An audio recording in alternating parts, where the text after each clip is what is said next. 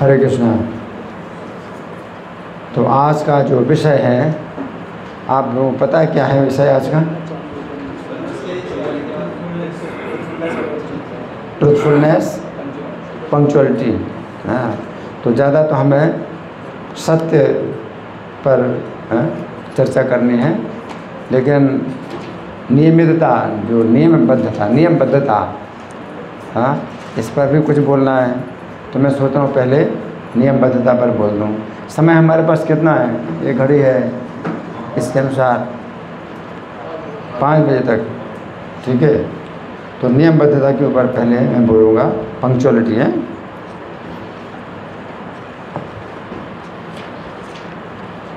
इसमें नियमबद्धता का भी एक शीर्षक है, कृष्ण भावनामृत ब्रह्मचर्य।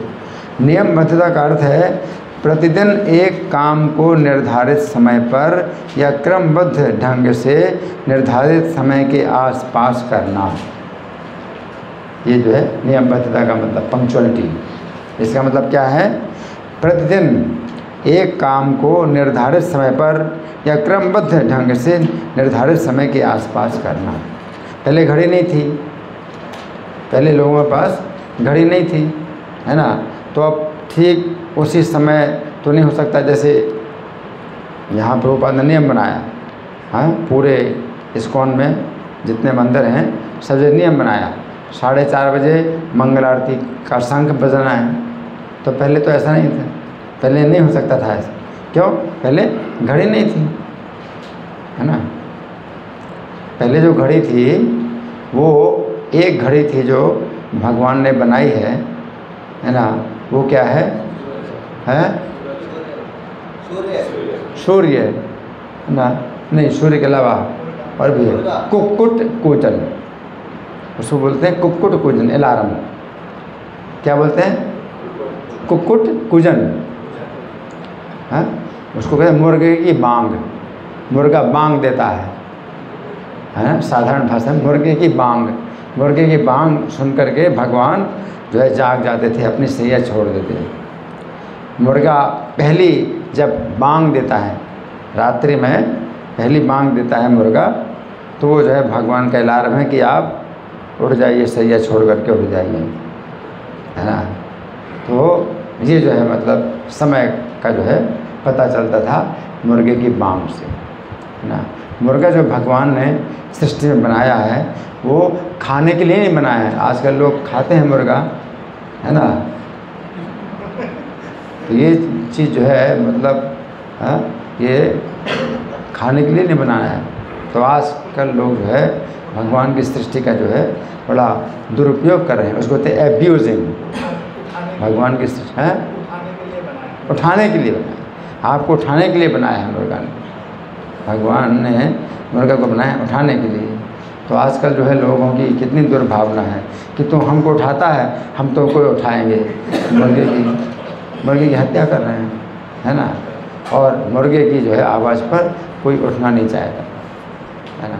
तो बहुत मतलब पतित, कलयुग में लोग बहुत पतित हैं, है ना। तो भगवान जो है मतलब इतने पक्के थे नियम के कि जैसे मुर्गे की पहली बांग सुनेंगे तो सैया आके उठ जाएंगे, चले जाएंगे। और पहले से कुछ पता नहीं है, कुछ समय का अंदाज़ा होता ही नहीं था। अभी तो क्या है, बीच में बारात में उठे 1 बजा है, घड़ी देखिए 1 बजा है, अभी तो काफ़ी समय है अभी। तो समय का कुछ पता ही नहीं चलता था। लेकिन जैसे ही बांग उठी बस ये है अलार्म, बाकी आपको घड़ी का जो है दर्शन ही ना हो, बिल्कुल ऐसा था। और भगवान जैसे ही मतलब मुर्गे की कुक्कुट कूजन होता है तो उठ जाते, सैया छोड़ देते, है ना। और इतने पक्के थे सैया छोड़ने में, उनकी जो पत्नियां हैं वो भगवान के जो है बाहों में अपने जो है सिर रख कर के सोती हैं। उनका इतना बड़ा सौभाग्य। तो वो समय जो है उनके लिए सबसे ज़्यादा अमंगलमय होता है, सबसे ज़्यादा अमंगलमय है। और वो जो है बहुत इस में जो है पाते हैं, कष्ट पाते हैं। लेकिन भगवान जो है बहुत पक्के कि किसी भी जो है हालत में वे जो है और कुछ सुनना नहीं चाहते, वो उठ करके अपना नित्य कर्म करेंगे, है ना। तो अभी आज की टेक्नोलॉजी में घड़ी आ गई है, तो घड़ी के अनुसार जो है अब आजकल अब ऐसे मुर्गे की आवश्यकता नहीं है, लेकिन घड़ी से जो है हमें काम करना चाहिए, है ना। अंग्रेज़ों के समय में, है ना, जगन्नाथपुरी मंदिर में जो पूजा के नियम थे, तो उसका जो है तो भक्ति विनोद ठाकुर को जगन्नाथ मंदिर की जो है व्यवस्था करने का अधिकार दिया। अंग्रेजी शासन ने जगन्नाथ मंदिर की व्यवस्था का अधिकार भक्ति विनोद ठाकुर को दिया गया। तो भक्ति विनोद ठाकुर चूँकि उस समय अंग्रेज़ों के समय में घड़ी मतलब का आविष्कार हो चुका था, तो वे भी जो है अपने समय के अनुसार बड़े पक्के थे, ठीक समय पर घड़ी के अनुसार हर काम करते थे। और समय घड़ी ऐसी नहीं थी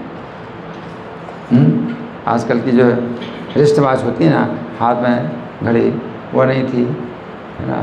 तो जो घड़ी होती थी उनकी, तो जेब में रखते थे, और चेन वाली घड़ी होती थी, तो जेब से निकाल करके घड़ी देखेंगे टाइम कितना है, और सब काम करते थे। और बड़ा जो है पक्का नियम था उनका। कैसा नियम था? रात में 10 बजे से सवेरे 4 बजे तक वे जो है लेखन कार्य करते थे। रात में 10 बजे से सवेरे 4 बजे तक लेखन कार्य करते थे। क्यों? उस समय सब लोग सोते हैं और घर के लोग भी सोते हैं, तो कोई बाधा नहीं डालेगा। तो लेखन कार्य रात में 10 बजे से सवेरे 4 बजे तक करते। फिर 4 बजे से 4:30 बजे आधा घंटा विश्राम करते थे। इस तरह से उनके 24 घंटे का सब बना हुआ था कि कितना विश्राम करना है, कितना जो है जागना है, और किस समय क्या काम करना है, पूरा 24 घंटे का सब बना हुआ था, है? तो उसमें जो किताब है ना, गौड़ी वैष्णव चरितामृत, उसमें जो है ये लिखा हुआ है ना। तो यहाँ पर ये बताया है कि जो नियमबद्धता है, इसका मतलब यही है कि निर्धारित समय पर या क्रमबद्ध ढंग से निर्धारित समय के आसपास करना। उदाहरणार्थ, एक भक्त का नियम हो सकता है 3:30 बजे प्रातः उठकर स्नान करना और मंगल आरती के पहले कुछ माला नाम जप करना। ऐसा हो सकता है। तो अच्छा है कि 3:30 बजे अगर आप उठ जाते हैं, स्नान कर लें और मंगल आरती के लिए भी तैयार हो गए, तो बाकी समय में आप जो है माला जप कर लो, जितना भी हो सकता है माला जप कर लो। लेकिन ये नहीं कि 4 बजे उठना है। हमने 4 बजे उठने का नियम बनाया और फिर थोड़ी देर हो गई तो फिर मंगल आरती का संग बजाएगा और आप पहुंच नहीं पाएंगे। तो मंगल आरती का संग बजने से पहले अगर आप पहुंचते हैं तो वो आपकी मंगल आरती मानी जाती है, क्योंकि भगवान का संग बज गया, है ना। पहले तो संग जब बजता था तभी लोगों को पता चलता था कि मंदिर में आरती हो रही है, और लोग भागते थे, घड़ी होती नहीं थी। जब संग बजेगा तभी लोग भागते थे, है ना। तो अलग बात है। लेकिन अभी क्या है, आपके पास घड़ी है और संग बजने वाला है ना। तो संग बजने वाला है, तो आपको पता है कि संग बजने वाला है, तो संग क्यों बजे तब आप जाएं, है ना। और उससे अच्छा है कि संग बजने से पहले आप पहुंच जाएं, तो विशेष आपकी सेवा मानी जाएगी, विशेष सेवा मानी जाएगी, है ना। तो ये जो है मतलब एक नियमबद्धता होती है कि अगर आप पहले तैयार हो गए हैं, संग बजने से पहले तैयार हो गए, तो जितना समय है कुछ आप जो है अपने कमरे में बैठ करके जप कर सकते हो, मंदिर में जाके जप कर सकते हो, है ना। तो आप लोगों का तो बड़ा अच्छा नियम है ना। कितने बजे उठते हैं आप लोग? 2:30 बजे उठते हैं। हाँ, तो ये चीज़ें मतलब ये है ना कि इससे क्या है कि नियम में आप बंध जाते हैं। 2:30 बजे उठना और वहाँ 4:30 बजे जब संग बजेगा उसके पहले मंदिर में बैठ कर के ही जप कर रहे हैं, है ना। तो बड़ा अच्छा ये जो है तरीका है जो कि आप लोग कर रहे हैं, तो बड़ा जो है सौभाग्य है ना। जैसे और है दोपहर में मुख्य भोजन करना है, मतलब सवेरे ब्रेकफास्ट नाश्ता और दोपहर में भोजन करना, ऐसा भी। लेकिन यहाँ पर हमारे मंदिर में, इस्कॉन मंदिरों में क्या होता है, मुख्य भोजन सवेरे हो जाता है, कोई नाश्ता नहीं होता, है ना। कोई नाश्ता और ब्रेकफास्ट और लंच नहीं होता है। सवेरे जो ब्रेकफास्ट का टाइम है वही आपका जो है पूरा भोजन होता है, और शाम को फिर जो है कोई नाश्ता नहीं होता, शाम को पूरा भोजन हो जाता है ना। तो ये ब्रह्मचर्य के लिए बहुत अच्छा ये नियम है कि आप सवेरे प्रसाद ग्रहण कर लें, शाम को 5 बजे प्रसाद ग्रहण कर लें, रात को फिर जो है कुछ दूध वगैरह पी सकते हैं या कुछ ना पाएँ, है ना। तो ये जो है बड़ा अच्छा नियम है। ऐसी नियमबद्धता से संकल्प शक्ति दृढ़ होती है। ऐसी नियमबद्धता से संकल्प शक्ति दृढ़ होती है। संकल्प शक्ति का मतलब क्या है, कोई कार्य करना है तो आपकी एकाग्रता होती है उस कार्य में, है ना। अगर आप पढ़ रहे हैं तो पढ़ने में भी एकाग्रता होगी, है ना। कोई बात समझना चाहते हैं तो समझने में एकाग्रता होगी, कि बार बार आपको जो है पूछना नहीं पड़ेगा, बार बार आपको जो है बताना नहीं पड़ेगा, एक बार में समझ जाते हैं। तो उसको कहते हैं कि हाँ, इससे संकल्प शक्ति दृढ़ होती है और मानसिक स्तर से बाहर निकलने में सहायता मिलती है। आप मन से ऊपर उठ जाएं, क्योंकि आपका मन जो है सब उल्टा सीधा सब कुछ बोलता है, ये करना ये नहीं करना, है ना। क्योंकि राग द्वेष पर आधारित है मन, है ना। मन में जो होता है वो राग और द्वेष पर होता है, कि कुछ अभी अच्छा लग रहा है फिर अच्छा नहीं लगता, है ना। उसको क्या बोलते हैं, एक्सेप्टिंग एंड रिजेक्टिंग। उसको हिंदी में क्या बोलते हैं, संकल्प विकल्प ना, संकल्प विकल्प। मन के जो है ये स्वभाव है, संकल्प और विकल्प, है ना। एक्सेप्ट एंड रिजेक्ट है। किसी चीज़ को तुरंत ये चाहिए फिर क्या ये नहीं चाहिए, तो मन जो बदलता रहता है।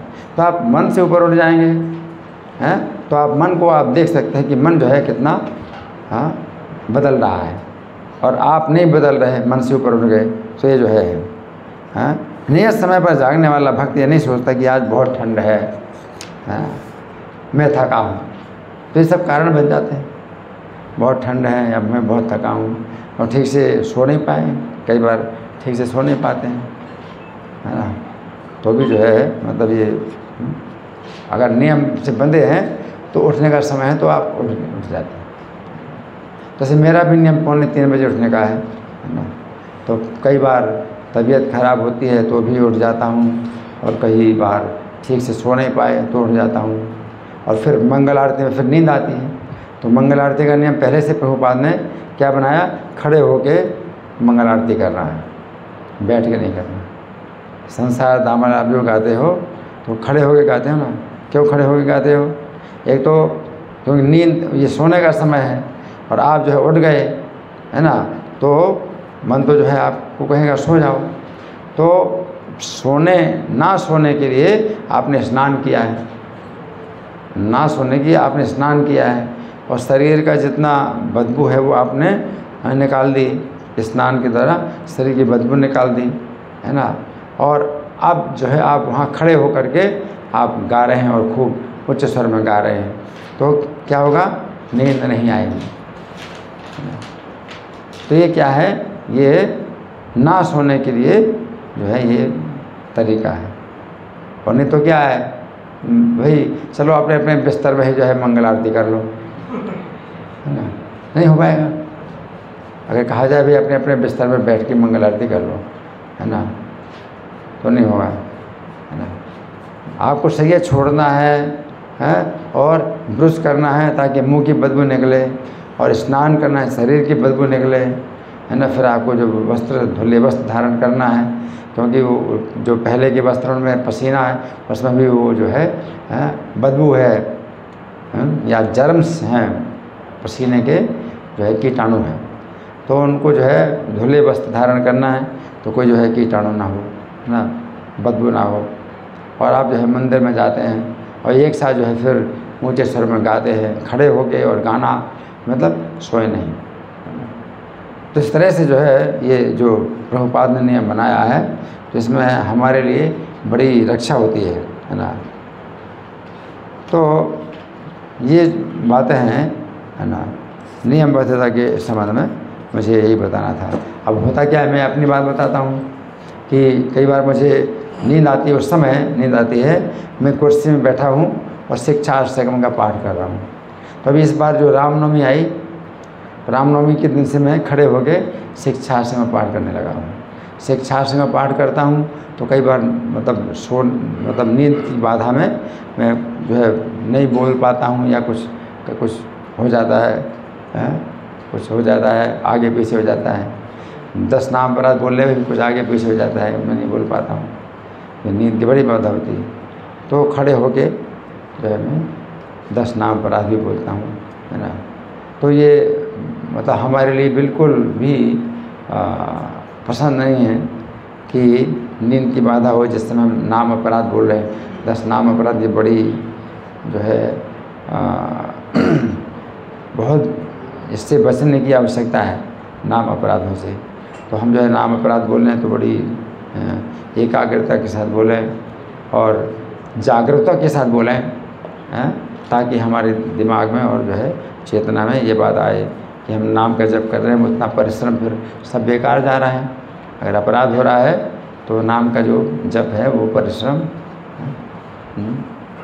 से लाभ नहीं हो रहा है।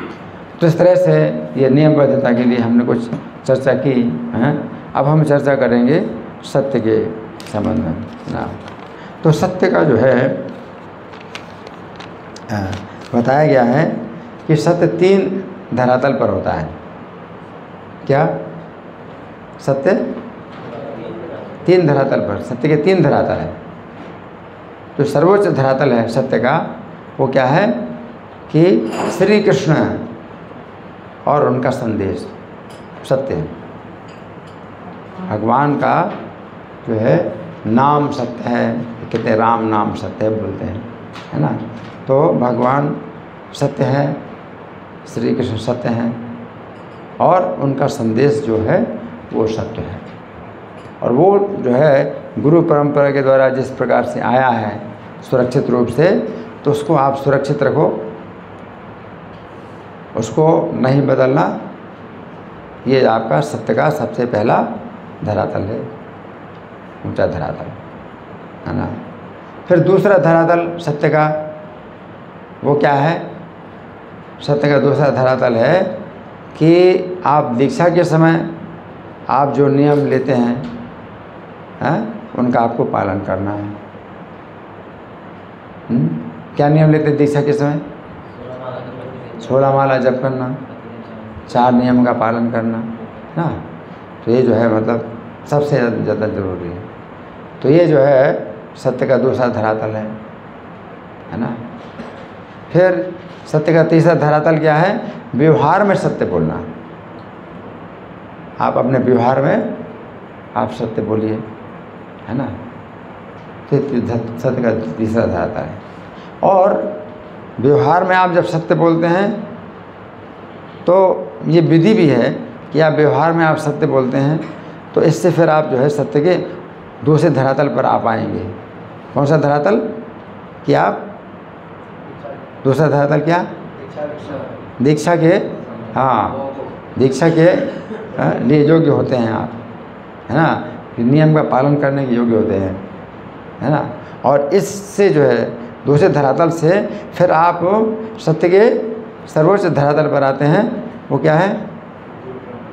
भगवान का संदेश आप समझ पा सकते हैं और आप जो है समझा सकते हैं, है ना।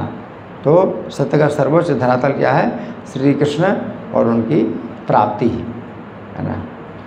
तो सर्वोच्च धरातल सत्य का सबसे ज़्यादा जो महत्व है वो सर्वोच्च धरातल का महत्व है कि आप जो है भगवान के जो है भगवान को आप प्रसन्न करना चाहते हैं, और वो जो है जो पसंद करते हैं वही सत्य है। भगवान को जो प्रिय है वही सत्य है। तो भगवान जो है चूँकि सर्वोच्च सत्य हैं, इसलिए कोई भी सत्य जो है अगर भगवान के पक्ष में नहीं है तो वो फिर जो है असत्य ही है। जैसे कि भक्त जो है भगवान को अपना समझ करके, अपना समझ करके भगवान को कुछ भी बना लें, अपना भाई बना लें, अपना पुत्र बना लें, तो वो भी सत्य हो जाता है। क्यों? क्योंकि भगवान को प्रिय है।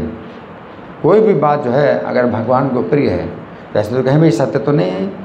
आप भगवान को अपना पुत्र बनाते हैं, आप भगवान को अपना मित्र बनाते हैं, ये तो सत्य नहीं है। क्यों? क्योंकि भगवान सर्वोच्च है, उनके बराबर कोई नहीं, उनका कोई पिता नहीं, उनका माता नहीं। लेकिन अगर भगवान को प्रिय है कोई बात जो सत्य नहीं है, भगवान को प्रिय है, तो वो सत्य है, क्योंकि भगवान स्वीकार कर ले। भगवान अपने को जो है आपके धरातल पर ला सकते हैं और आपके मित्र बन सकते हैं, आपके पुत्र बन सकते हैं, आपके भाई बन सकते हैं, है ना। तो जो है चूँकि परम सत्य है, तो परम सत्य जो जिस पक्ष में रहेंगे वो फिर पक्ष सत्य हो जाएगा। तो सबसे जो है सर्वोच्च सत्य वो है। अगर आप जो है किसी दूसरे सत्य को स्वीकार करते हैं, उनको छोड़ करके, तो जो सत्य है उसका आधार है ही नहीं, सत्य का आधार ही नहीं, उसमें आप जो है वो टिक नहीं सकते, वो गिर जाएंगे। सर्वोच्च सत्य के सर्वोच्च आधार जो सत्य के सत्य हैं, सत्य से सत्यम, वो सत्य के भी सत्य हैं भगवान, है ना। तो उनको सबसे पहले स्वीकार करो। तो इस तरह से भी होता है कि सत्य को आप शुरू करते हैं वहाँ से जो भगवान हैं और उनके बारे में सुनते हैं, और वो जो है उस तरह से, और उससे फिर सत्य के दूसरे धरातल पर आते हैं कि आप गुरु परंपरा में आ जाते हैं और नियमों का पालन करते हैं, और इससे फिर आपका व्यवहार में भी सत्य का पालन होता है। इस तरह से भी होता है, फिर व्यवहार में सत्य का पालन होता है। इससे आपको जो है फिर दीक्षा के आप योग्य होते हैं, और दीक्षा के योग्य होते हैं तब आप जो है परम सत्य को और समझ पाते हैं। तो इस तरह से ऊपर से नीचे और नीचे से ऊपर दोनों प्रकार से चलती है आपकी गाड़ी, ठीक है ना। तो ये सत्य है। तो सत्य के दो, पहला धरातल सर्वोच्च धरातल, उसमें परिवर्तन हो नहीं सकता, है ना, कि श्री कृष्ण ही परम सत्य हैं। जो उन्होंने कहा वो सत्य है, बाकी सब बेकार है। इसलिए प्रभुपाद जी बोलते थे जो कृष्ण कहते हैं वही अच्छा है और बाकी सब बेकार है। अब इसमें हमारा कोई विवाद ही नहीं। प्रभुपाद ने कहा हमारा कोई विवाद नहीं, कृष्ण जो कुछ कहते हैं वही अच्छा है और बाकी सब बेकार। तो ये चीज़ जो है मतलब सबसे जो है मूल है, जो सत्य है, मूल सत्य है, सत्य का मूल, सत्य का आधार, सत्य की जड़, वो कौन है? श्री कृष्ण है, ठीक है ना। तो ये जो है, अब जहाँ तक जो है व्यवहार में सत्य की बात है, तो व्यवहार में भी सत्य का पालन किया जाता है। तो उसमें जो है मतलब बहुत बातें हैं हमें समझनी पड़ती हैं।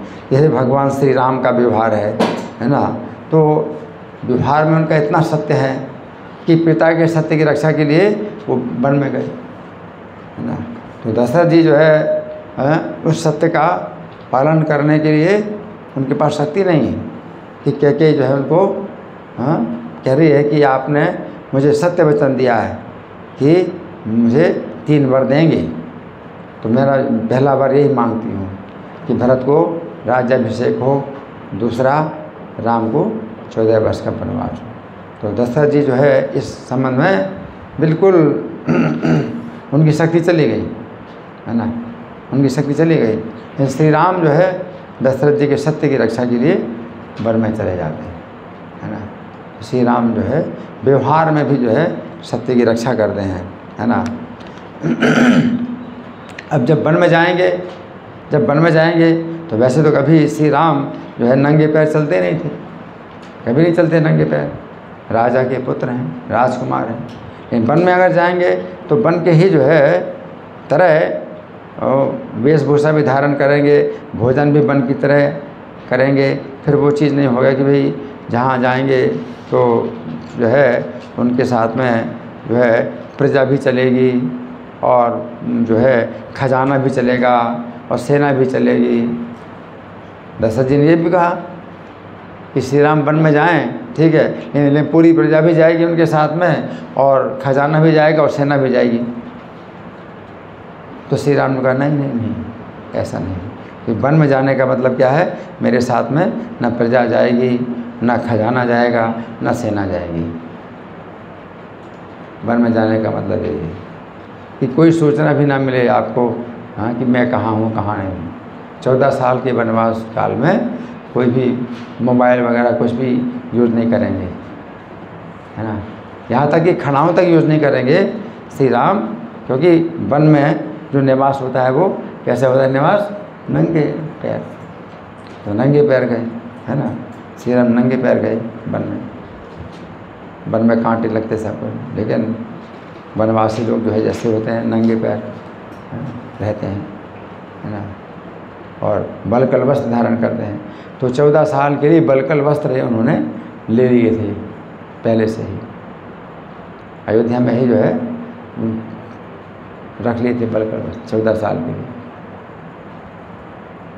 खड़ाऊँ तो जो है भरत जी अपने साथ ले गए थे श्री राम को, कि ये सोच करके कि अगर श्री राम लौटने के लिए तैयार नहीं हुए तो अंत में मैं क्या करूँगा, ये खड़ाऊँ उनके पैरों में पहनाऊँगा और फिर इन खड़ाऊँ को ही ले आऊँगा कि उनकी ये खड़ाऊँ और यही राज्य करेंगे।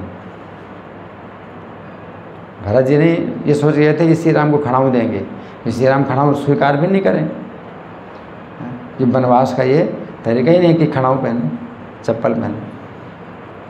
तो भरत जी जानते थे कि श्री राम खड़ाऊँ नहीं स्वीकार करें, लेकिन खड़ाऊँ केवल वो पहन करके मुझे दे देंगे तो मैं इन खड़ाऊँ को जो है राज सिंहासन पर रखूँगा और इनकी ही आज्ञा से मैं जो है राज्य काज संभालूँगा और मैं जो है सेवक की तरह रहूँगा, खड़ाऊँ, है ना।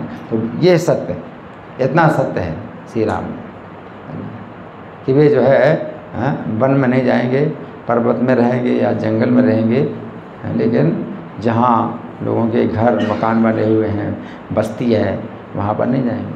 तो इस तरह से जो है उन्होंने मतलब किया था, है ना। तो ऐसे व्यवहार में भी काफ़ी मतलब ये सत्य की बातें होती हैं, लेकिन व्यवहार में क्या है कि हमेशा सत्य नहीं चलता, है ना। तो कहीं ऐसा भी होता है व्यवहार में कि सत्य का पालन नहीं किया जाता, क्योंकि आज का समाज जो है बहुत ही पतित है, बहुत दूषित है ना। तो शास्त्रों में बताया गया है कि स्त्रीषु नर्म विवाहे च वृत्यर्थे प्राण संकटे गो ब्राह्मणार्थे हिंसायाम नान्तम स्यात् जुगुप्सितम, है ना, कि 7 स्थानों में अगर झूठ बोला जाए तो इसमें कोई निंदा की बात नहीं होती, है ना। तो पहला स्थान क्या है? स्त्रीषु, स्त्रियों के साथ झूठ। तो कई स्त्रियां जो है पुरुषों को आकर्षित करती हैं और पुरुषों को जो है करती हैं, अपने बस में करती हैं, है ना। तो उनके साथ में अगर झूठ बोला जाए, उनके जो है उस जाल से निकलने के लिए अगर कुछ झूठ बोला जाए तो इसमें कोई दोष नहीं है ना। और भगवान भी जो है जब वृंदावन से आए मथुरा तो वचन दिया था कि मैं आऊँगा, राधा रानी को, गोपियों को वचन दिया था मैं आऊँगा, है ना। तो राधा रानी ने जब उद्धव जी को भेजा भगवान ने सांत्वना देने के लिए, तो राधा रानी ने मतलब इस बात की जो है शिकायत की, उद्धव जी शिकायत की कि वे जो है सत्य का पालन क्यों नहीं करते हैं। उन्होंने वचन दिया था कि वो आएंगे, अब आपको तो भेजा है लेकिन इस कोई संदेश नहीं भेज रहे हैं कि वो आएंगे। उन्होंने आएंगे बोल दिया और चले गए मथुरा।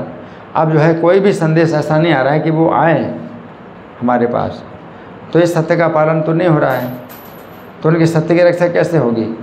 तो उद्धव जी जो है मतलब उस समय निरुत्तर हो गए और राधा रानी के कष्ट, उनके विरह के कारण, हरि बोल, नींद आ रहे हैं तो खड़े हो जाओ, फिर जिनको नींद आ रही खड़े हो जाओ, हरि बोल, हरि बोल, खड़े हो जाओ खड़े हो जाओ। अभी पर्याप्त विश्राम नहीं किया है, पर्याप्त विश्राम नहीं किया इसलिए नींद आ रही है ना। लेक्चर के पहले, सुनने के पहले हमेशा पर्याप्त विश्राम करना चाहिए किसी भी तरह से, क्योंकि क्लास में अगर नींद आती है तो ये जो है बड़ा इसमें दोष लगता है, ठीक है ना। आप वैसे सोते समय अगर रिकॉर्डिंग सुनते हैं, कथा सुनते हैं, लेक्चर सुनते हैं, तो उसमें दोष नहीं लगता, आप सो जाओ, रिकॉर्डिंग चलती रहेगी और आप सो जाएं, उसमें दोष नहीं लगता, बल्कि गुण है, बहुत बड़ा गुण है कि आप सोते समय भी कथा सुन रहे हैं ना। लेकिन कथा के समय सो रहे हैं, प्रवचन के समय सो रहे हैं, ये बड़ा दोष लगता है ना। अब विशेष रूप से जो व्यक्ति बता रहा है, आपको सुना रहा है, उसके सामने आप सो रहे हैं, है ना, तो उसके लिए जो है बहुत भारी हो जाता है प्रवचन, कि मैं किसको प्रवचन दे रहा हूँ, ये तो सुन नहीं रहे, है ना। जैसे प्रभुपाद ने बड़े कठोर शब्दों में इस बात की निंदा की, वो मेरे जीव में रहता है, सुना होगा आपने, है? सुना दो, ठीक है, एक बार मैं सुना देता हूँ। तो प्रभुपाद ने जो है इस बात से जो है काफ़ी जो है प्रभुपाद को जो है उनको कष्ट होता था।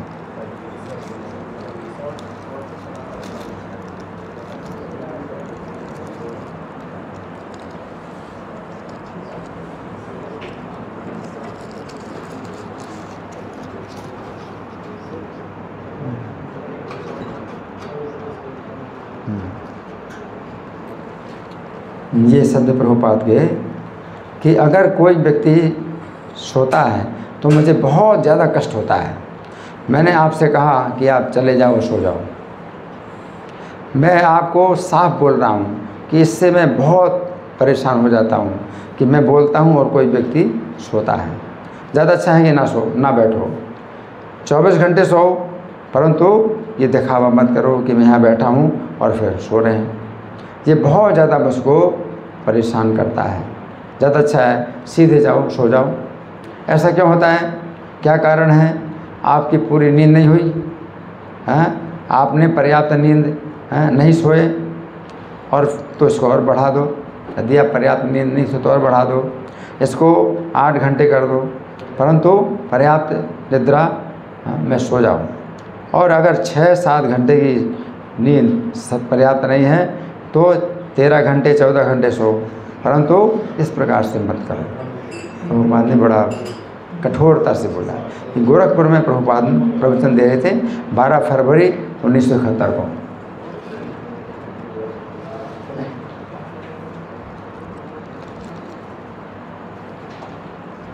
ये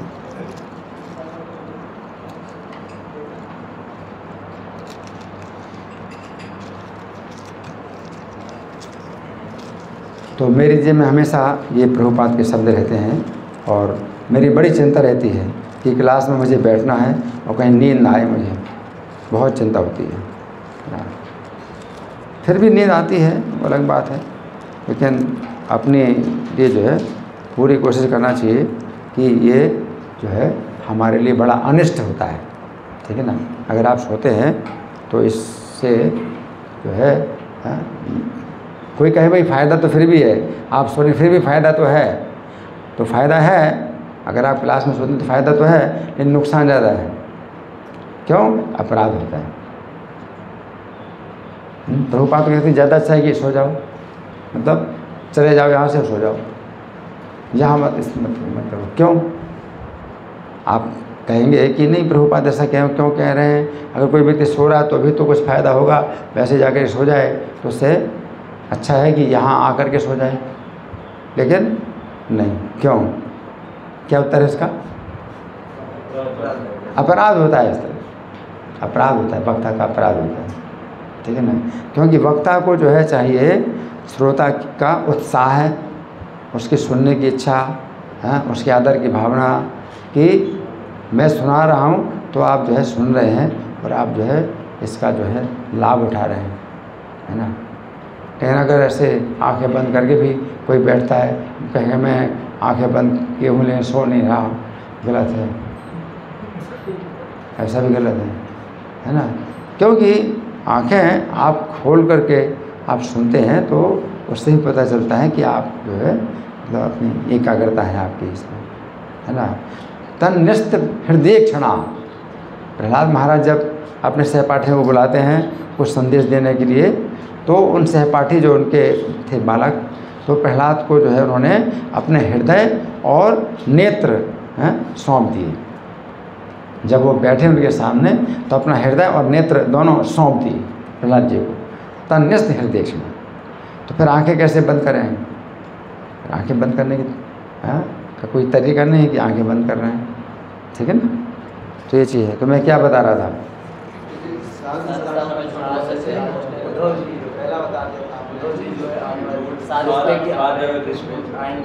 हाँ, तो राधा रानी उद्धव जी से कह रही हैं कि कृष्ण ने जो है जो वचन दिया था, अब वो सत्य का जो है अगर वो पालन नहीं करते तो दोष लगेगा। तो उद्धव जी ने फिर वचन दिया राधा रानी को कि मैं जो है अब वचन देता हूँ कि मैं कृष्ण को लेके आऊँगा।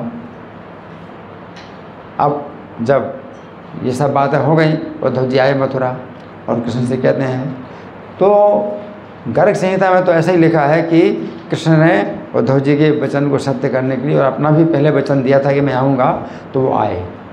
लेकिन ब्रह्म वैवर्त पुराण में कुछ ऐसी बात लिखी है कि श्री कृष्ण कहते हैं कि इससे कोई चिंता की बात नहीं है कि मैंने कहा था और अगर मैं ना जाऊं तो इसमें कोई दोष नहीं लगने वाला।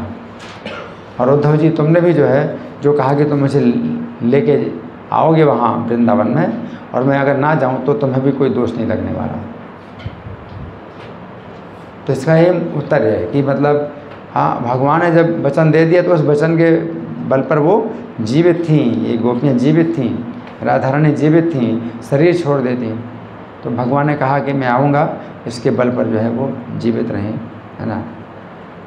लेकिन ऐसा उत्तर नहीं दिया था कि कब आऊँगा तो 100 साल बाद आऊँगा, कितने बार। तो कहने का मतलब है कि स्त्रियों के साथ में कभी ऐसा अगर बोला जाता है झूठ तो इसमें कोई दोष नहीं लगता है ना। और कई बार ऐसी भी बातें जो गुप्त अपनी बातें हैं जो छिपाने लायक हैं, अगर स्त्रियों से बता दें तो स्त्रियां जो है आपस में क्या होता है मुंह खोल देती हैं और लीक हो जाती है बात।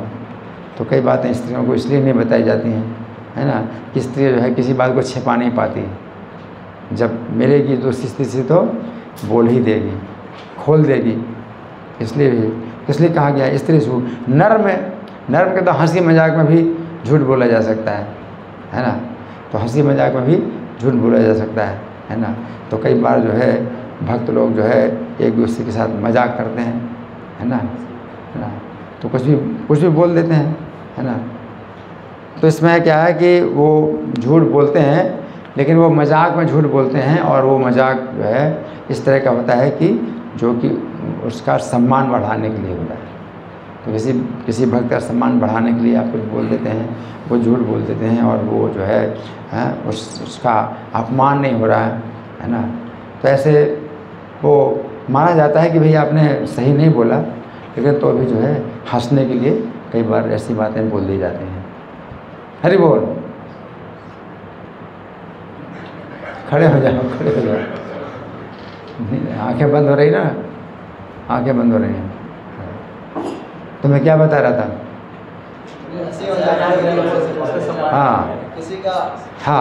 हाँ, तो हंसने के लिए कई बार बोली जाती हैं, ठीक है ना। तो इस तरह से नर्म में विवाह में भी झूठ बोलना पड़ता है कई बार, है ना। और झूठ ना बोले तो जो है काम नहीं चलता, है ना। तो लड़के का ब्याह नहीं होगा, लड़की का ब्याह नहीं होगा, तो बहुत सी बातें झूठ बोलनी पड़ती हैं, है ना। तो इस तरह से है। और वृत्ति के लिए अपने जीवन निर्वाह के लिए भी झूठ बोलना पड़ता है। तो प्रभुपाद ने भी कहा कि जो व्यापारी है वो बोलता है कि भाई साहब हमारे ग्राहक, आदरणीय ग्राहक भाई साहब, मैं आपसे तो मुनाफा नहीं ले रहा हूँ, आपसे कोई लाभ नहीं ले रहा हूँ, है ना। तो अब स्पष्ट अगर लाभ नहीं लेगा तो कैसे वो पालन करेगा, जीवन का पालन कैसे करेगा।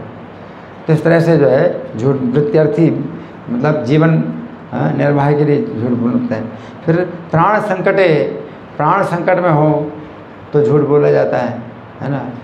तो उसमें दोष नहीं लगता, अपने प्राणों को बचाने के लिए आप झूठ बोलते हैं तो भी है। फिर गो ब्राह्मणार्थे, गौ के लिए ब्राह्मण की रक्षा के लिए भी झूठ बोलना पड़ता है। ये कथा बड़ी प्रसिद्ध है कि एक महात्मा जी थे जो झूठ नहीं बोलते थे, है ना। एक कसाई था जो गाय की हत्या कर रहा था, तो गाय जो है किसी प्रकार से बंधन छुड़ा करके भागी। जब भागती है तो कसाई पीछे पीछे भागता है। तो एक स्थान में जो है जो महात्मा जी अपना तपस्या कर रहे थे, तो कसाई ने कहा कि महात्मा जी आप तो झूठ बोलते नहीं हैं और मैं गाय को मारना चाहता हूँ और गाय जो है भाग गई है। अब आप बताइए कि आप बताइए कि गाय किस दिशा में गई है। तो वो भी सोचने भाई मैं तो झूठ बोलता नहीं, है ना। तो जानते हैं कि कसाई है और गाय की हत्या करेगा, तो बता दिया कि गाय इस तरफ। और कसाई ने फिर गाय को पकड़ा और हत्या की, तो उनको क्या लगा? पाप लगा। ऐसे सच बोलने से भी क्या होता है? पाप लगता है ना।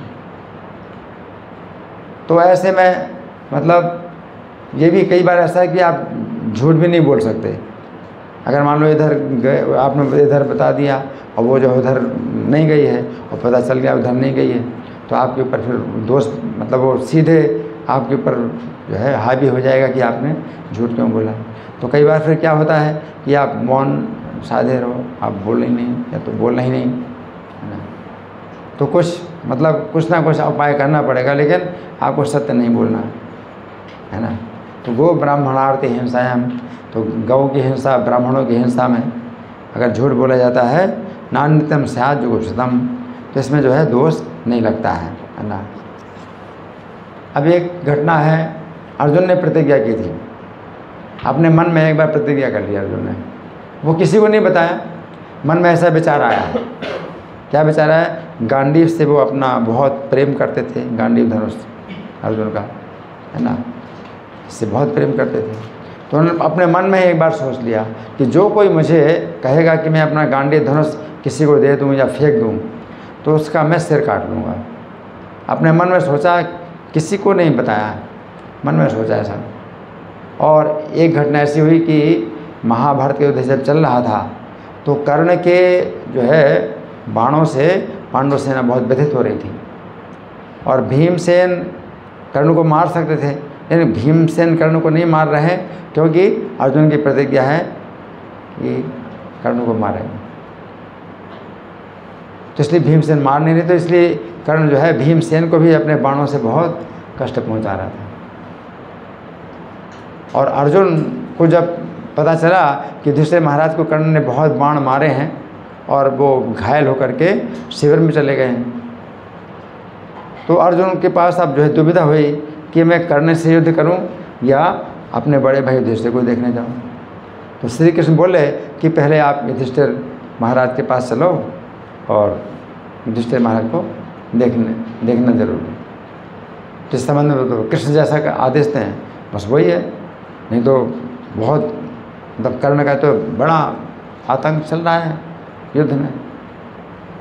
तो युधिष्ठिर के पास चले गए अर्जुन, युधिष्ठिर के पास चले गए तो युधिष्ठिर ने अर्जुन को जैसे देखा तो उनको लगा कि अर्जुन कर्ण को मार करके आए हैं। तो अर्जुन की बड़ी प्रशंसा करें, अर्जुन तुमने कर्ण का वध कर दिया, ये बहुत अच्छा हुआ, ये हमारे लिए बहुत कंटक था, उसने बहुत घायल किया हमारे सैनिकों को और हत्या की।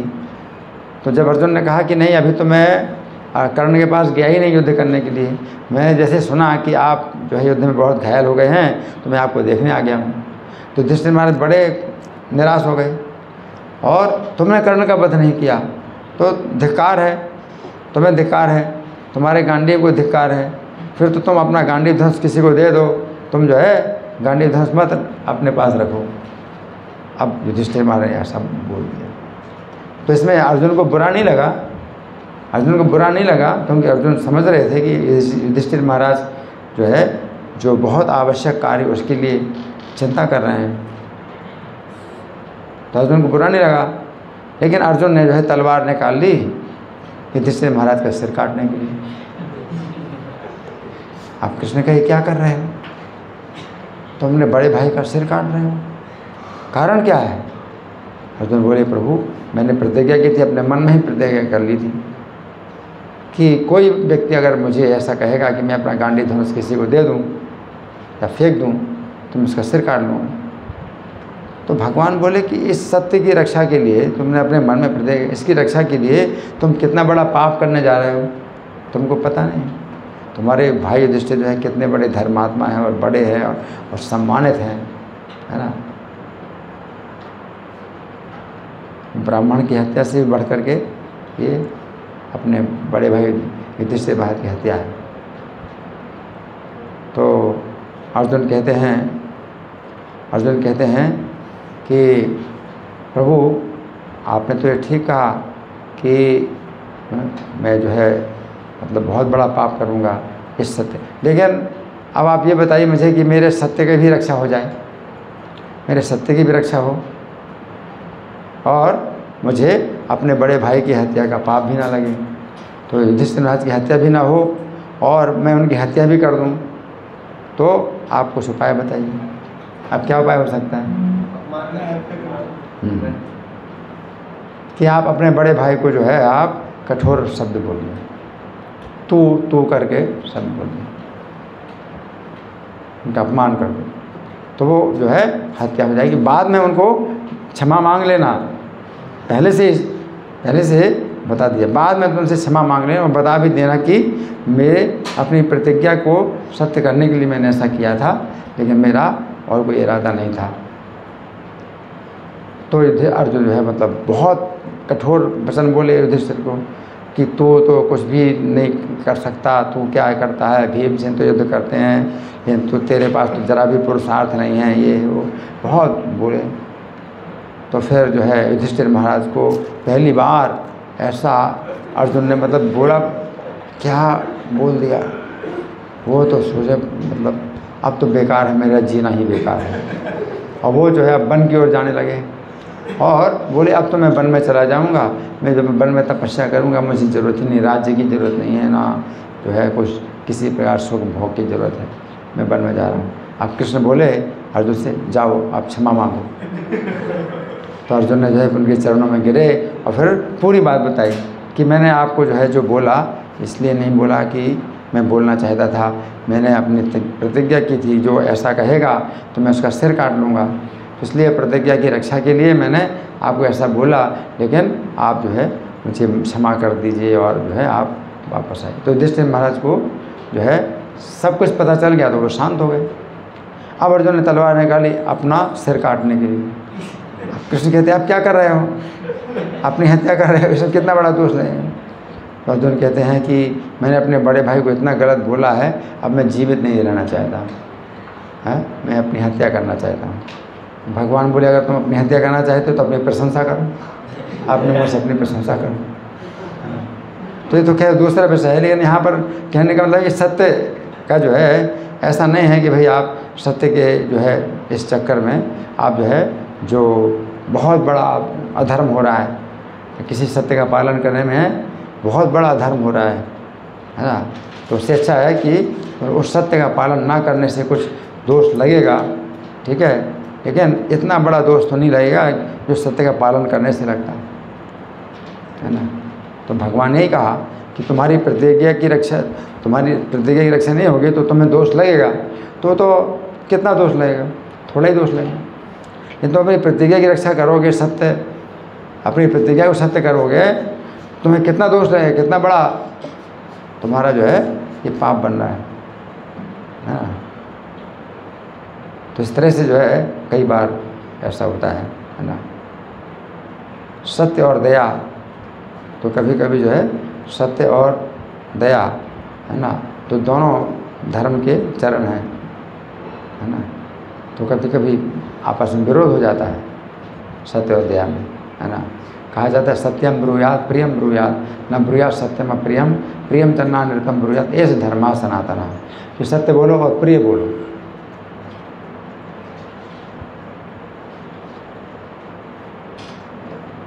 सत्यम ब्रूयात प्रियम प्रियम, न ब्रूयात सत्यम प्रियम, जो सत्य है और प्रिय नहीं है वो ऐसा नहीं बोलो। और प्रियम तन्ना नृतम ब्रूयात, और जो प्रिय है और सत्य नहीं है वो भी नहीं बोलना। ये से धर्मा सनातन, ये सनातन धर्म, सत्य हमें इस तरह से बोलना चाहिए, है ना। तो गीता में भगवान वाणी की तपस्या जब बता रहे हैं, वाणी की तपस्या 17वें अध्याय में 15वां श्लोक है, अनुद्वेगकरम वाक्यम सत्यम प्रियहितम चयत स्वाध्याय भस्मम से वांगमयम तपोचते, है ना। तो भगवान कहते हैं वाणी की तपस्या में क्या है, आपको कैसा बोलना है। सबसे पहली आवश्यकता क्या है कि उद्वेग पैदा ना हो किसी, जब आप बोलते हैं तो उद्वेग पैदा ना हो, अनुद्वेग कर्म वाक्य। दूसरा सत्य, फिर सत्य। पहले विचार होना चाहिए कि उद्वेग पैदा ना हो। सत्य तो है, ये नहीं कि भाई जो मुंह में आए मैं तो बोलता हूँ, मैं तो सच बोलता हूँ, मैं चिंता नहीं करता किसी को बुरा लगे, तो तरीका नहीं है।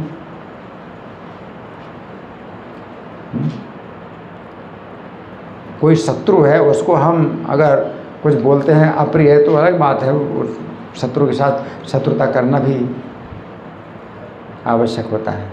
तो अलग बात है कि वो शत्रु जो है अपनी बातों से अगर कष्ट पहुंचाता है और जो है तो उसको अभी उत्तर हम उस तरह से दे सकते हैं, अलग बात है। लेकिन सामान्यतः आप जब बोलते हैं तो सबसे पहले क्या है, उद्वेग पैदा ना हो, है ना, उद्वेग पैदा ना हो। अब मान लो कोई बात ऐसी आप बोलने जा रहे हैं जो उद्वेग पैदा करेगी, है ना। जैसे कि मान लीजिए कि हाँ, आप किसी को बताना चाहते हैं भाई आपके पिता का शरीर छोड़ गया, है ना, तो एकदम से आप बताएं भाई आपके पिता का शरीर छोड़ गया, तो उसको उद्विग्न हो जाएगा। तो पहले हम क्या बताते हैं कि एक जो है शोक समाचार है, प्रभु जी एक शोक समाचार है ना, जो मैं आपको बताना चाहता हूँ। तो इस तरह से क्या है कि आपने उसको तैयार कर दिया कि वो सुनने के तैयार हो गया, तो वो क्या हुई कि आपने सत्य बोला लेकिन उद्वेग पैदा ना किया, इस प्रकार से आपने बात किया। तो सत्य जो है आप बोले हैं और पहले उद्वेग ना हो तो फिर सत्य भी होना चाहिए, फिर सत्यम, फिर प्रिय भी होना चाहिए। आप जो बोलते हैं वो भी जो है यथासंभव प्रिय हो, प्रियम। फिर चौथा आवश्यकता है हितकारी भी हो,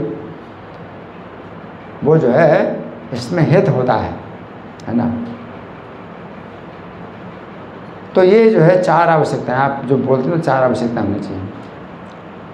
अगर ऐसे ही बोल रहे हैं, प्रजल्पा कर रहे हैं, खाली प्रजल्पा कर रहे हैं, उसमें कुछ फ़ायदा ही नहीं, हित नहीं है। मान लो आप सत्य बोल रहे हैं, प्रिय भी बोल रहे हैं, लेकिन हितकारी है ही नहीं, उसको क्या कहते हैं, प्रजल्पा। आप झूठ तो नहीं बोल रहे हैं और किसी को कोई तकलीफ भी नहीं हो रही, है ना, अच्छा लग रहा है आप बोल रहे हैं, लेकिन तो प्रजल्पा होता है। तो हितकारी भी हो, है ना। स्वाध्याय अभ्यसनम, अगर आप इतना नहीं कर सकते तो स्वाध्याय का अभ्यास करो, यानी हरे कृष्ण मंत्र का जाप, ये भी स्वाध्याय है। आप हरे कृष्ण मंत्र का जाप करो, या शास्त्र के जो वचन हैं उनको दोहराओ, जैसे गीता के श्लोक दोहराए, भागवतम के श्लोक दोहराते हो, या जो अनुवाद दोहराते हो, तात्पर्य दोहराते हो, तो ये करो। तो स्वाध्याय वांग्मयम तपस्या, वाणी की तपस्या है ना। इस प्रकार से जो है हमने कुछ चर्चा की, और ये जो है और भी कुछ मुझे बताना है। आप लोग कितने लोग भक्त लोग महोबा गए, महोबा के प्रोग्राम में हाथ उठाइए। 1 2 3, अच्छा ज़्यादा भक्त नहीं गए महोबा के प्रोग्राम में, हैं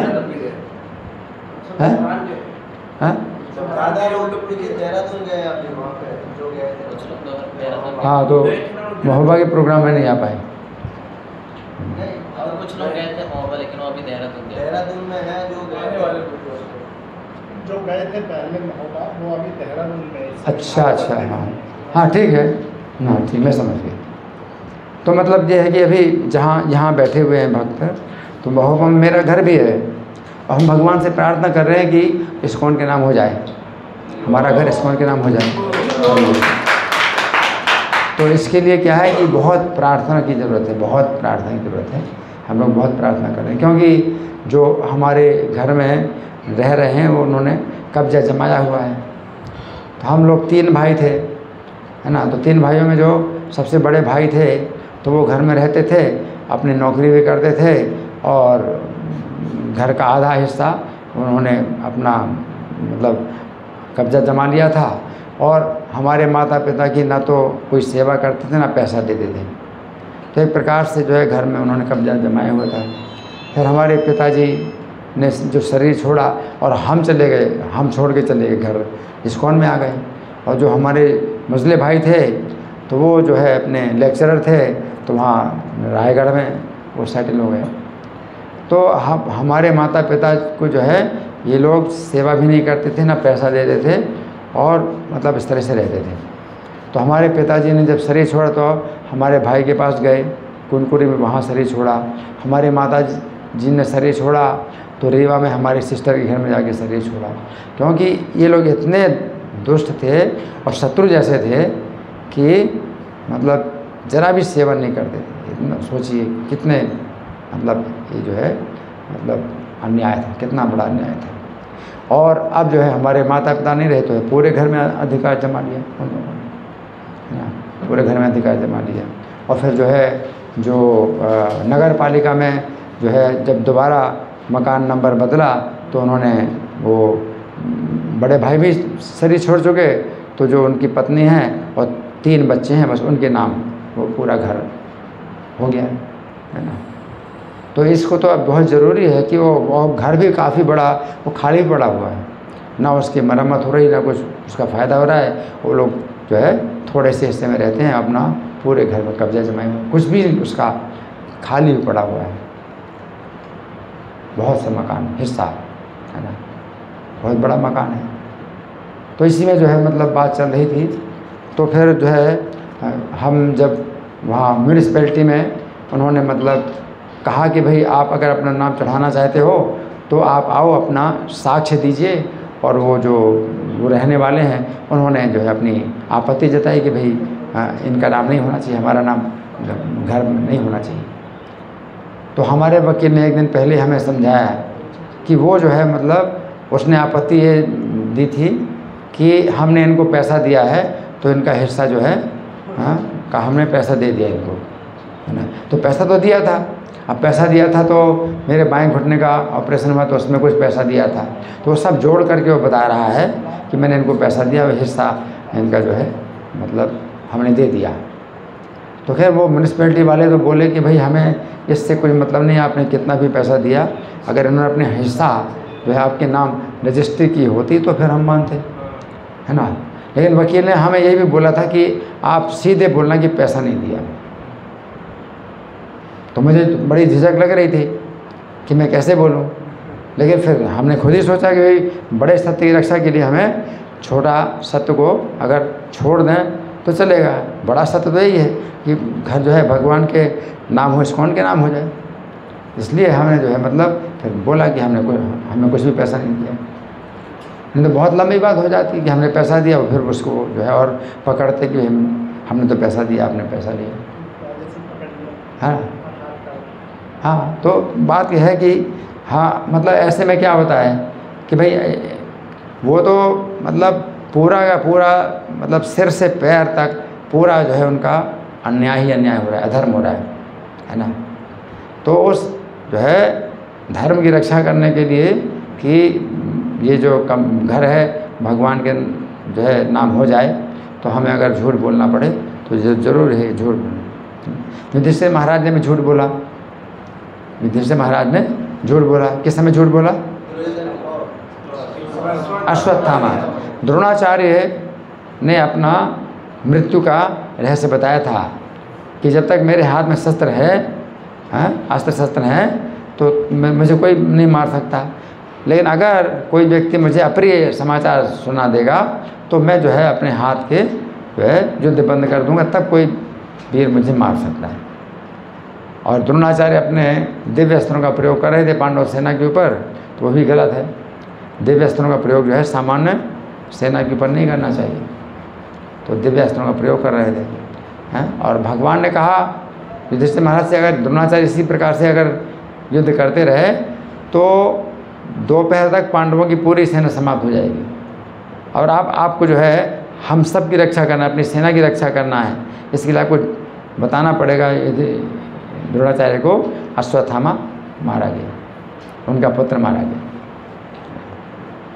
युधिष्ठिर महाराज झूठ नहीं बोलना चाहते थे, है ना।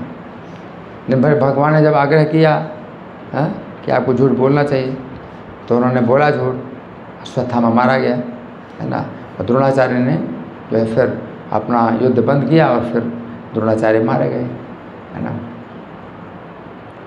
तो भगवान स्वयं जो है साक्षात वहाँ युद्ध में जो सबसे बड़े जो अधिकारी हैं, जो कि क्या करना क्या नहीं करना इस संबंध में भगवान ने युधिष्ठिर महाराज को इस प्रकार समझाया है ना।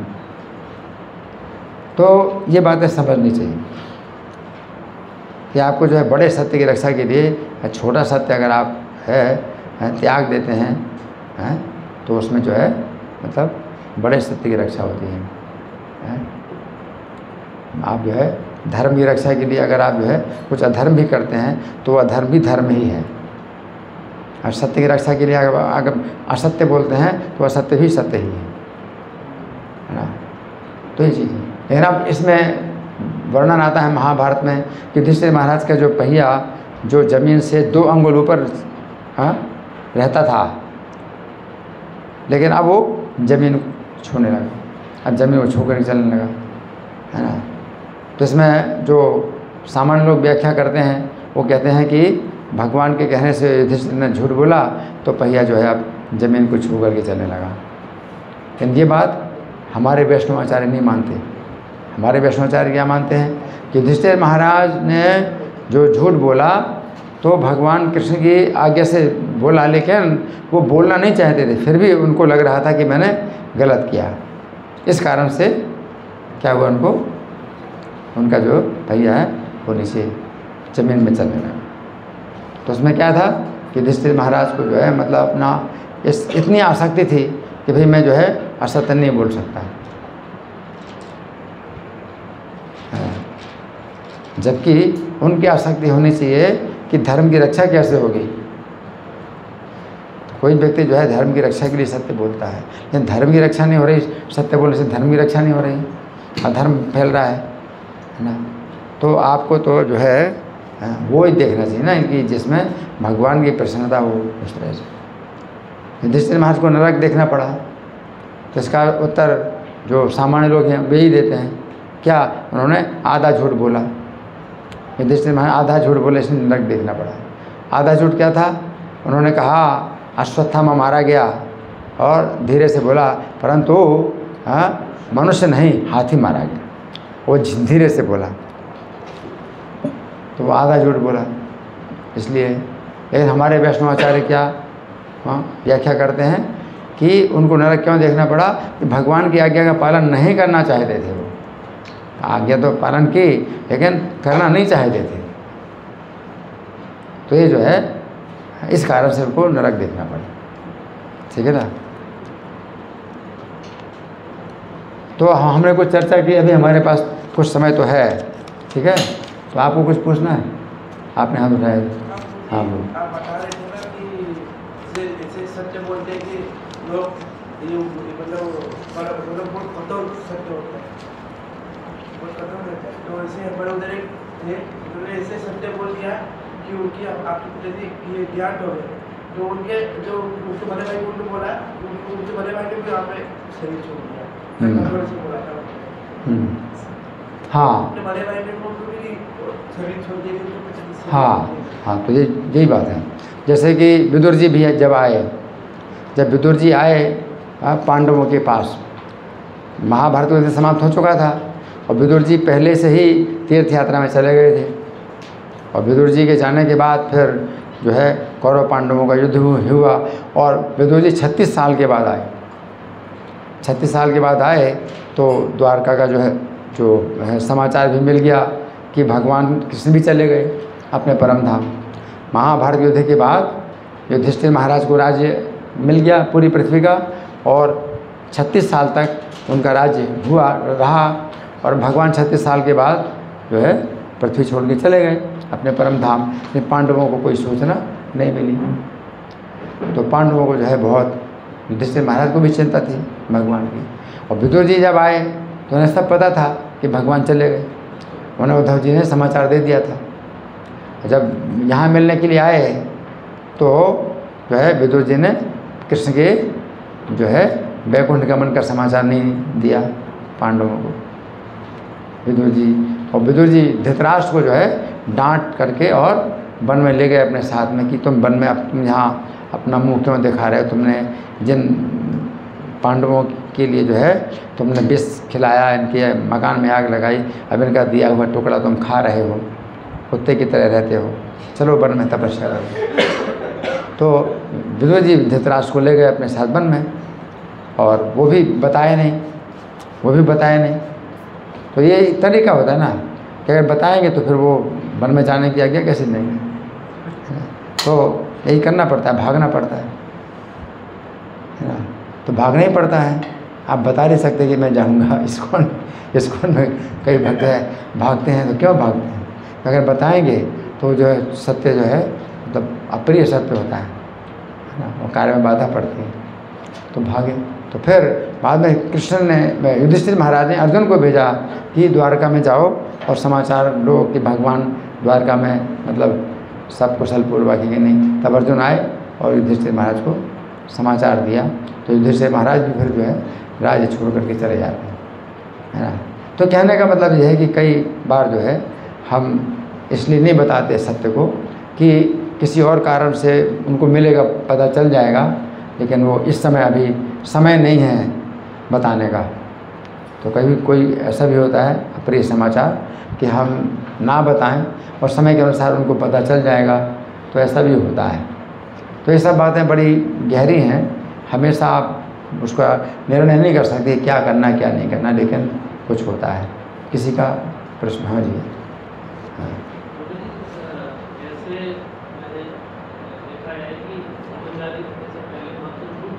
फिर से बोलो। ब्रह्मचारी होने से पहले झूठ बोलते थे। ब्रह्मचारी होने से पहले झूठ बोलते थे। अच्छा, ब्रह्मचारी होने से पहले झूठ बोलते थे। हाँ, कि हम तो कहीं पढ़ाई के लिए जा रहे हैं या कहीं और जा रहे हैं, लेकिन जहाँ जाते हैं ब्रह्मचारी को देखते हैं, तो ऐसे झूठ में बात नहीं लगता है।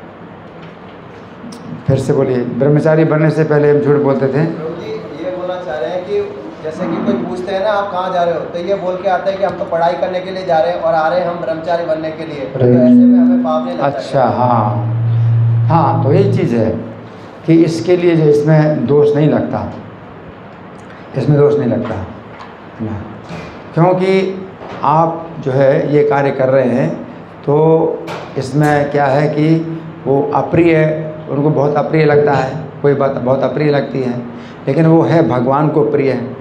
आप जो कार्य करें वो भगवान के लिए तो प्रिय है, तो उनके लिए अप्रिय है, और फिर आपके कार्य में बाधा पड़ेगी। तो आप जो इस तरह से करते हैं तो इसमें कोई दोष नहीं लगता। लोकनाथ महाराज जो है जब पढ़ाई करते थे ना, तो केमिस्ट्री की पढ़ाई करते थे। उन्होंने केमिस्ट्री में शायद बीएससी किया है जो भी। तो उनके रूम पार्टनर जो होते थे ना, तो वो लोग तो ऐसे थे नहीं। तो लोकनाथ महाराज जो है बम्बई में जो मिलते थे उन भक्तों से, इस्कॉन के भक्तों से, और किताब भी ले आए। तो किताब तो इस्कॉन की किताब पढ़ते थे, प्रभुपाद की किताब पढ़ते थे। तो केमिस्ट्री की किताब के बीच में किताब रख करके पढ़ते थे। तो उनके जो रूम पार्टनर हैं वो लोग सोचते थे कि केमिस्ट्री की किताब पढ़ रहा है, तो केमिस्ट्री किताब के बीच में प्रभुपाद की किताब रख करके वो पढ़ते थे। तो ये सब चीज़ें होती हैं कि कोई व्यक्ति जो है फिर उद्विग्न होगा, निंदा करेगा, है ना। हाँ जी, हाँ जी। मेरा क्वेश्चन ये है, जैसे कि कभी प्रभु जी जैसे हम देखते हैं कि कभी कभार हम सेवा में होते हैं और किसी सीनियर भक्त ने अगर हमें कोई सेवा दे रखी है, ऑलरेडी हम इंगेज है उस सेवा में, और दूसरे कोई सीनियर भक्त हमसे आके बोल देते हैं कि ये सेवा करनी है, तो उस समय अगर हम उनको डायरेक्ट मना करते हैं तो उनको बुरा लग जाता है। और पहले से जिन वैष्णव ने मतलब सीनियर भक्त ने सेवा दे रखी है और अगर उनकी सेवा छोड़ देते हैं उनका बुरा लग जाता है, तो ऐसी कंडीशन झूठ बोले या फिर किससे झूठ बोले? देखिए, इसमें तो एक नियम है कि मंदिर में आप किसके अंडर हैं, किसके अधीन हैं, ठीक है ना। तो आप किसी के अधीन हैं तो आप जो है उनके अधीन आप रहें। अब अगर मान लीजिए कि वो मंदिर में नहीं हैं और कुछ सीनियर भक्त बोल रहा है कुछ, तो जिसने पहले बोला, ठीक है ना, तो आप उस कार्य को कर रहे हैं। अब दूसरा भक्त अगर बोल रहा है तो आप उसको बता सकते हैं, प्रभु जी उन्होंने जो बोला हुआ है तो वो काम जो है मैं अब नहीं छोड़ सकता जब तक उनसे ना पूछा जाए। तो उनसे आप बात कर लो, अगर वो कह दें तो फिर ये काम छोड़ के वो काम करो। तो ये तरीका होता है, ठीक है ना। आप अपनी स्थिति बता दीजिए कि मैं पहले से उन्होंने मुझे ये काम दिया हुआ है, तो उनकी आज्ञा लिए बिना मैं इस काम को छोड़ नहीं सकता हूँ। आप उनसे बात कर लो या मैं बात कर लूँ, तो फिर जो है अगर वो कहे तो इस काम छोड़ के वो काम करूँ, तो ये तरीका यही होता है। ठीक है ना? और कोई आपको एक शुरू जैसे तरीका मैंने अपनी पर्सनल लाइफ में देखा है कि जैसे समय पर 16 माला हो जाती है या साधना सही होती है तो अपने आप ही मन नहीं करता कि मैं भजन करूँ या इधर उधर की बातें करूँ। तो ऐसे क्या चीज़ है अगर हम भक्ति में जिससे हमारा भजन करने का या ऐसा अलग कृष्ण भगवान के अलावा कुछ और बात करने का मन ही ना ले? नहीं, वो तो आपने पूरी बात बताई। अंत में क्या बोला? सबसे लास्ट में क्या हो सकता? क्या क्या चीज़ें कर सकते हैं भक्ति में, क्या ध्यान दें जिससे हमें भजन करने का मन ही ना करे? कई बार ऐसा देखा जाता है। देखिए, बहुत प्रकार के अनर्थ होते हैं। एक प्रजल्पा है। अनर्थ तो बहुत प्रकार के होते हैं। आपके दिमाग में बहुत से विचार आते हैं, इंद्रिय तृप्ति के विचार आते हैं, माया का आकर्षण है, बहुत कुछ है ना। तो जितने प्रकार के अनर्थ हैं सब रजोगुण के कारण हैं, तमोगुण के कारण हैं। आप जब भक्ति करते हैं नित्यम भागवत सेवया, है ना, तदा रजस्तमो भावा काम लोभादे, तो रजोगुण तमोगुण के भाव इनसे चित्त अनाविद्ध रहता है। तो ये जो भक्ति की विधि है नित्यम भागवत सेवया, तो नित्यम भागवत सेवा में सब कुछ आता है। मंगल आरती का भी कार्यक्रम है और जप का भी कार्यक्रम है और क्लास का तो है ही है। जितने भी 24 घंटे आपके जो कार्यक्रम हैं वो सब जो है उसी वही चीज़ है कि आप नित्य आप उसमें अगर लगे रहते हैं तो क्या होगा? रजोगुण तमोगुण के भाव आएंगे, विचार आएंगे, लेकिन चित्त उनसे आवेद्य नहीं होगा। आवेद्य नहीं होगा यानी परेशान नहीं होगा, व्यथित नहीं होगा, है ना। तो बाण की तरह हैं जो आते हैं विचार, है ना। तो वो जो बाण की तरह रजोगुण तमोगुण के भाव हैं, बाण की तरह चित्त को जो है पहले वेधन करते थे, चित्त को छेद कर दे और चित्त जो है व्याकुल हो जाता है, घाव करते चित्त में। लेकिन अब जो है वो कमज़ोर हो गए, वो बाण कमज़ोर हो गए, चित्त में जो है अब घाव नहीं कर पाते, तो आविद्ध नहीं होता चित्त, है ना, आर पार नहीं हो पाते। तो इष्टतम सत्वे प्रसिद्ध, तो चित्त प्रसन्न हो जाता है, सत्व गुण में चित्त प्रसन्न हो जाता है। तो ये जो है मतलब आपको इसका परिणाम आप देखते हैं, आप देख सकते हैं। अगर आप ये इस प्रकार की साधना में लगे हुए हैं तो जो भी विचार आते हैं रजोगुण तमोगुण के, तो उनका जो है जो प्रभाव है वो कम हो जाता है चित्त में, और चित्त जो है इस प्रकार से प्रसन्न हो जाता है। तो विचार तो फिर भी आते हैं, ये कर लूँ वो कर लूँ, कई तरह के विचार आते हैं, लेकिन इसका ये मतलब नहीं कि आप वही काम करोगे, है ना। तो प्रभुपाद भी कहते थे कि मुझको भी अपनी पत्नी और बच्चों की याद आती है, मैं तो सन्यासी हूँ, मुझे भी अपने पत्नी बच्चों की याद आती है। इसका ये मतलब नहीं कि मैं वापस जाऊँ, है ना। तो वही चीज़ है कि मतलब विचार आते हैं लेकिन चित्त प्रसन्न हो जाता है, और इन विचारों का आना जाना है तो कोई महत्व नहीं देती। हाँ जी,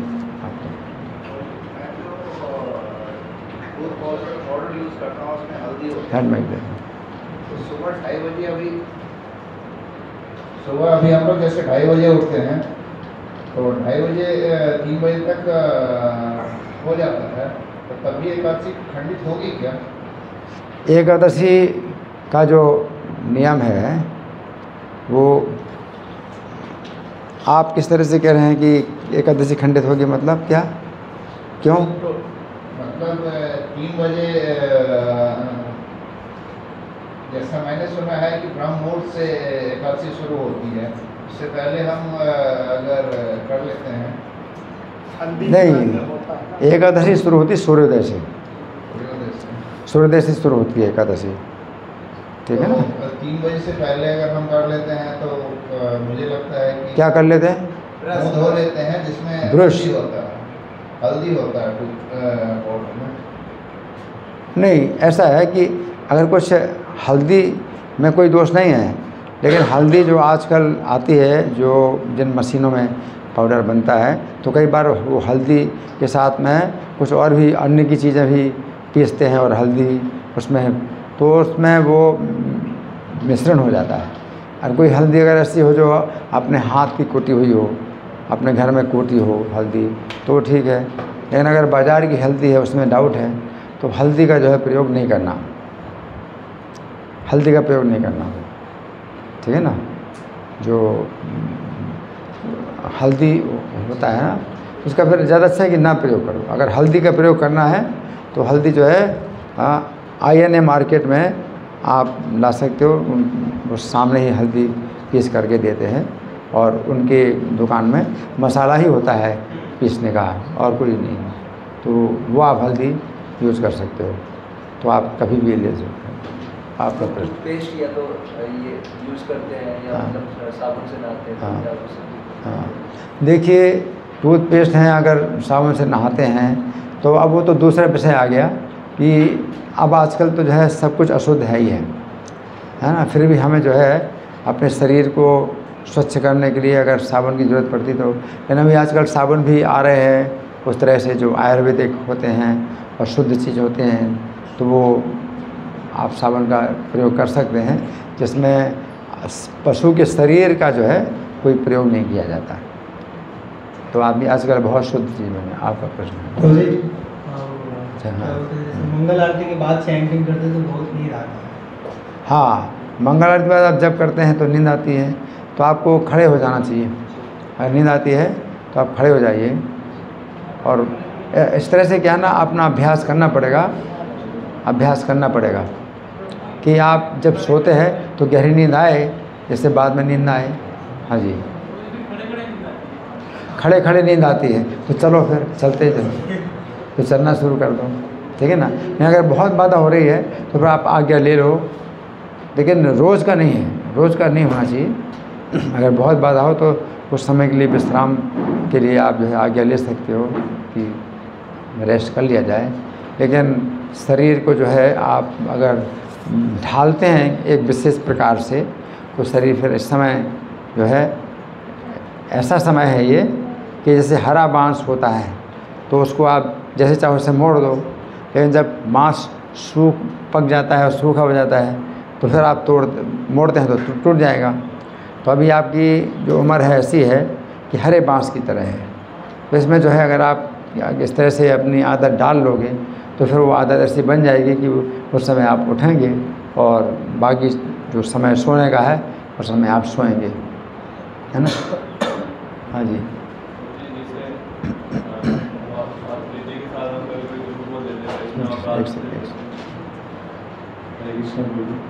जैसे कभी कभी सेवा के रिलेटेड ऑथोरिटी से भी हम झूठ बोल देते हैं। सेवा के लिए, सेवा से रिलेटेड कभी हाँ। कभी ऐसा होता है ना कि कुछ गड़बड़ हो जाता है तो फिर हमें लगता है कि नाराज़ हो जाएंगे ऑथोरिटी, फिर हाँ। अपराध हो जाएगा, इसकी वजह से झूठ बोल देते हैं। हाँ देखिए इसमें क्या है कि आपको इतनी बुद्धि मांगनी चाहिए भगवान से कि आप सही सूचना भी दे सकें और उस तरह से आप बता सकें कि अपनी जो है विनम्रता के साथ में कि मेरे से ये गलती हो गई, मैं ये काम नहीं कर पाया, क्षमा करें प्रभु जी।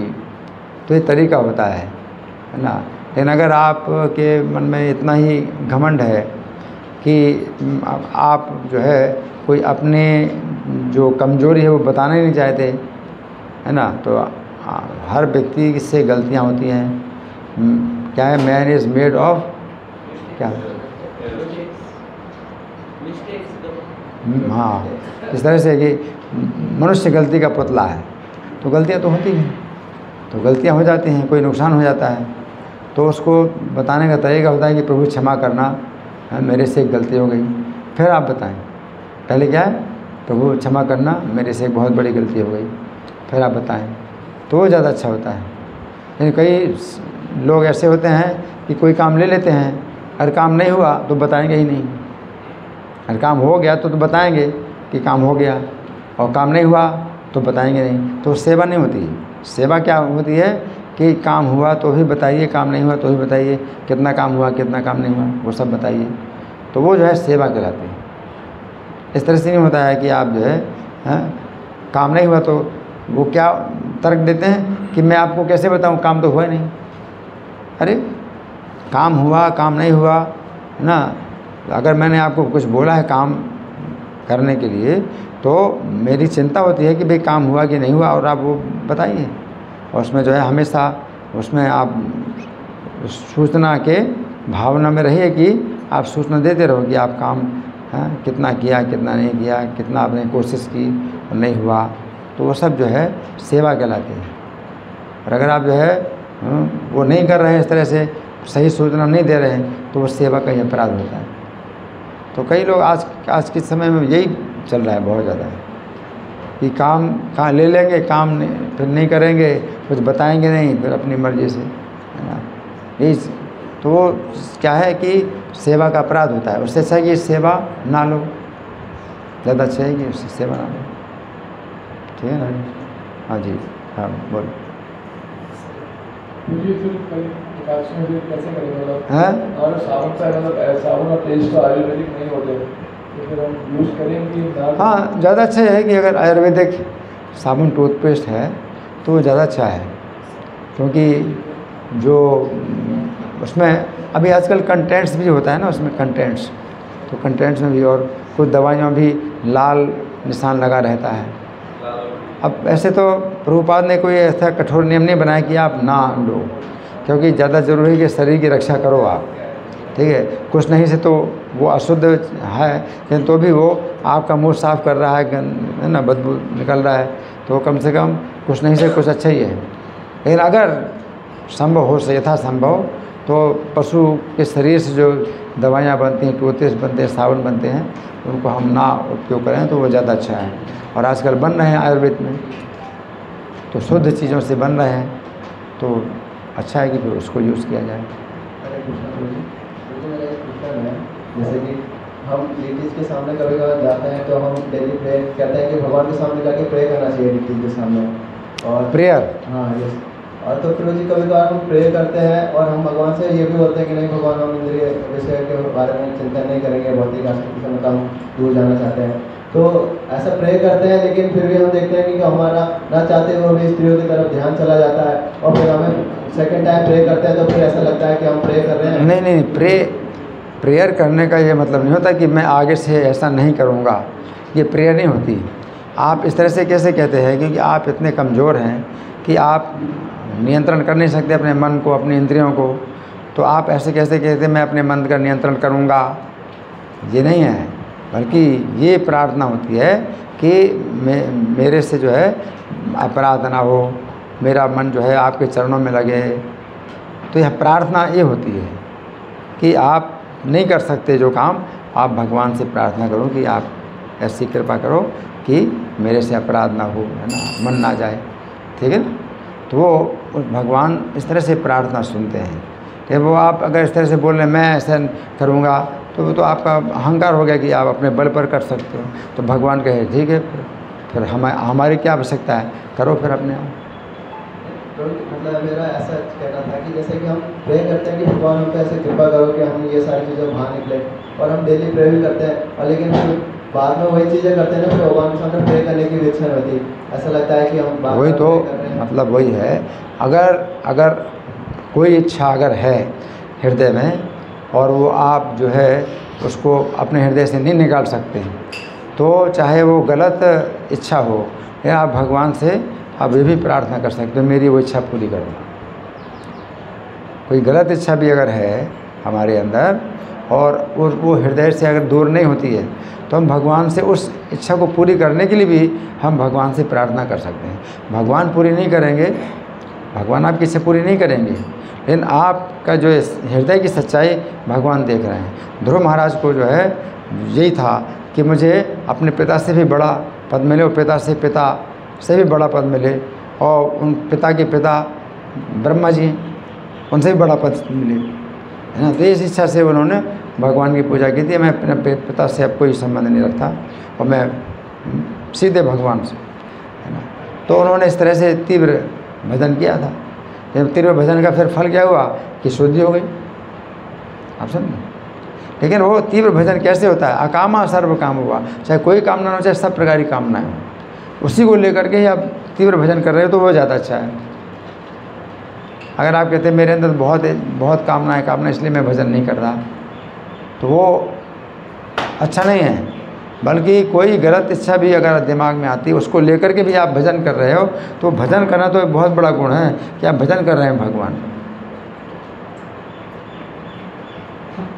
हैं। और हृदय की सरलता है, हृदय की सरलता है तो अर्जुन कह रहे मैं युद्ध नहीं करना चाहता, युद्ध नहीं करना चाहता। कृष्ण से कह मैं युद्ध नहीं करना चाहता। और जो है फिर बताते हैं, फिर अर्जुन जो है शुद्ध हो जाते हैं भगवान का संदेश सुन करके, मैं आपके वचन का पालन करूँगा, है ना। तो आप भगवद गीता सुनते हो, है ना, भागवत सुनते हो, तो गलत इच्छाएं जो है आपकी धीरे धीरे घटती हैं, आप सत्वगुण में आते हो, ठीक है ना। आप रजोगुण तमोगुण में रह करके आप जो है बहुत इच्छाएं करते हैं, गलत इच्छाएं करते हैं, है ना। लेकिन वो आप जो है भगवान से फिर भी आप प्रार्थना करो कि रक्षा करें, आप मेरी रक्षा करो, है ना। क्योंकि अगर मैं कुछ गलत काम करूँगा तो फिर जो है मेरे लिए और घातक हो जाएगा। तो मेरी इच्छा भी पूरी हो और मेरी रक्षा भी हो। आपकी गलत इच्छा भी है तो आप गलत इच्छा भी पूरी हो और मेरी रक्षा भी हो, आध्यात्मिक रक्षा भी हो, है ना। तो भगवान जो है फिर ऐसा करें, अगले जीवन में आपको फिर इच्छा भी पूरी होगी और रक्षा भी होगी, ऐसा भी हो सकता है, ठीक है ना। ये अपराध में नहीं आएगा फिर, जैसे कि हम कहते हैं भगवान नाम का इतना महिमा का स्मरण करने के बाद भौतिक आसक्ति बनाए रखना, वो देखिए ये जो है नाम का अपराध सबसे लास्ट में आता है। तो जब पहले अपराध से बच गए, दूसरे अपराध से बच गए, तब फिर होता है। जैसे भरत महाराज का था, भरत महाराज जो है भक्ति की बहुत ऊंचे धरातल पर आ गए। अब भौतिक आसक्ति उनकी चली गई, लेकिन तो भी आसक्ति को पकड़े हुए हैं। वो जो है आसक्ति आपकी जा रही है और आप पकड़ रहे हैं, तो वो अलग चीज़ होती है और बहुत ऊंची स्थिति में वो होता है। आप पहले अपराध से बच गए, दूसरे अपराध से बच गए, तब कहीं 10 अपराध से बच गए तो भी आप जो है आप भौतिक आसक्ति तो आपकी निकल रही है, उसको फिर आप पकड़ रहे हो। तो भरत महाराज का उदाहरण है कि वो हरण में आसक्ति, जबकि उनकी आसक्ति जो है होनी नहीं चाहिए, तो भगवान में आसक्ति थी उनकी और भाव के धरातल पर आ गए, ठीक जी जी। अच्छा समय तो हो गया, अब क्या करें, हो गया लास्ट, चलो लास्ट, ठीक जी जी जी।